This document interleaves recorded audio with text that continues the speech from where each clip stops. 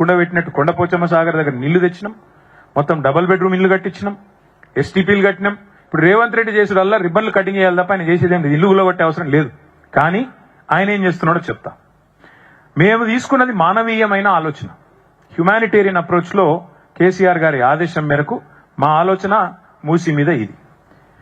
మరి ఏం చేసినాం మేము ఒక్కొక్కటి ఇది చూడండి. ఇవన్నీ స్టడీ చేసినాం. ఇక డిఫరెంట్ డిజైన్లు మేము ఇన్వైట్ చేసినాం.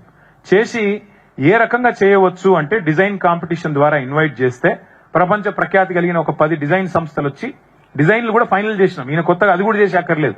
వాటిని తీసుకొని ముంగట పెట్టి అధికారులకి అయ్యా చేయండి అంటే సరిపోద్ది.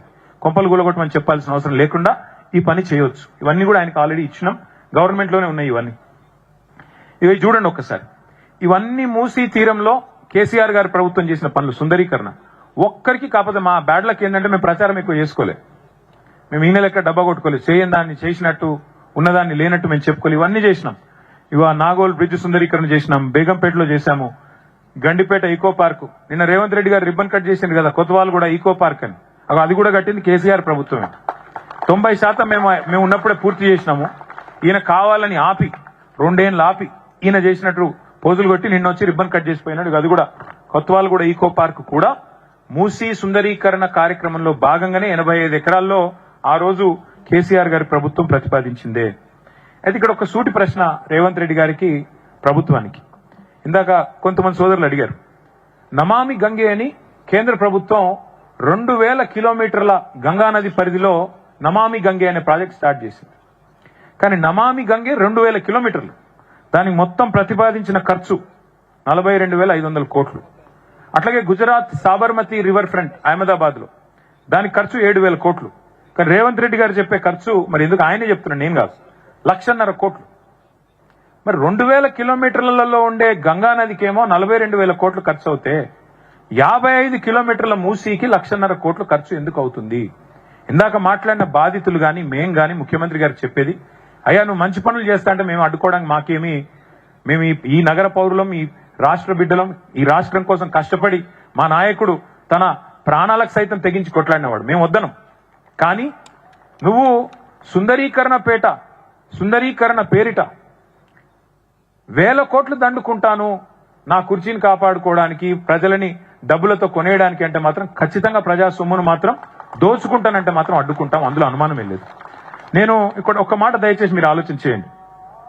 విచిత్రమైన విషయం, ఆయన అసలు మూసీ కోసం పనిచేస్తుండా లేదా మూసీ పక్కన ఉన్న భూముల మీద కనుబడి ఆపుతున్నాడా మాకైతే అర్థం కావట్లేదు. నిన్న ముఖ్యమంత్రి గారు ఓపెన్ గా అంటున్నాడు, నేను రియల్ ఎస్టేట్ వ్యాపారం చేస్తే తప్పేంటి, ప్రభుత్వం రియల్ ఎస్టేట్ వ్యాపారం చేస్తే తప్పేంది అని ఉల్టా దబాయిస్తా ఉన్నాడు.